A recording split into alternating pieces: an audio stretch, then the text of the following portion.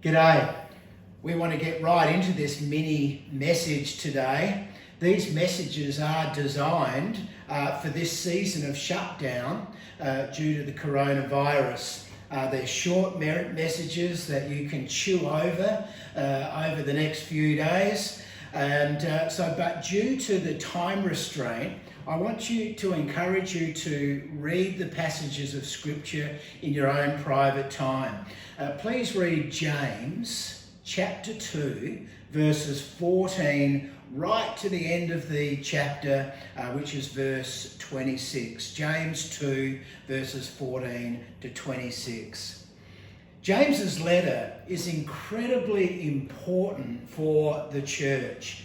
He's writing to his audience, the 12 tribes of Israel, scattered abroad among the Gentiles in the dispersion. For them, their days were uncertain, unknown, difficult times. It was as if James was writing in 2020 to us in the middle of our uncertain days. James begins in chapter 2, verses 14, by writing, what is the use? What is the profit? What is the benefit for anyone to profess to have faith if he has no good works to show for it? Get this, James is writing to a people distraught, where everything in their world is being shaken, and he reminds them about faith. We could say it this way: what's the use of a shovel if you never dig a hole? What's the use of a vacuum cleaner if you never vacuum the floor? What's the use of a drill if you never use it? What's the use of a mix master if you never make a cake? A hole is proof that the shovel works. A clean floor points to the truth that that vacuum cleaner sucks. Partaking of a cake confirms the benefit of mixing or beating it. So James is making the point that faith in a faithful God is given to us to be used in uncertain times. Faith is a tool that we're meant to use when everything is uncertain and being shaken. Faith is not given to us to sit on the shelf as something to look at. No, disciples of God live by faith. Faith is given to us by God as a tool to use. The tool by itself, unused, is unprofitable. It brings no benefit to yourself or to others unless it's been put to work.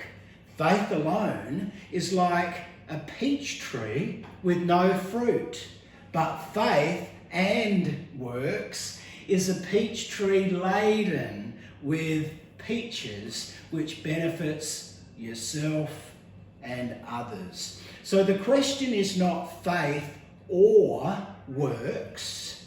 It's not my right leg or my left leg. It's and. It's we need the right and the left leg.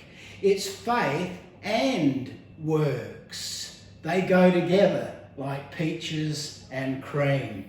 It's faith that produces good works in obedience to God. It's prompted by faith that brings the things of profit and useful benefit to others. In uncertain times, we have an advantage. That advantage is faith that produces good works.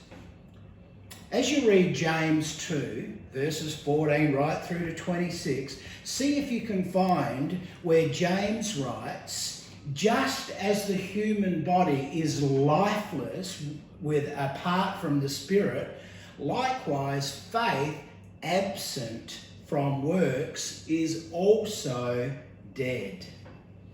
Notice at the end of James 2 and verse 16, it says, what good does that do? What good does what do? What good does it do to hear of a need and do nothing about it? What good is that? James says. So I can hear you saying, well, I can't meet that need in somebody else's life. Well, exactly. That's why we need faith in a faithful God who can meet that need according to his riches in glory. We please him when we come to him in faith. Now faith is the evidence of things hoped for, being the proof of things we do not see. Faith perceiving as real fact what is not revealed to the senses.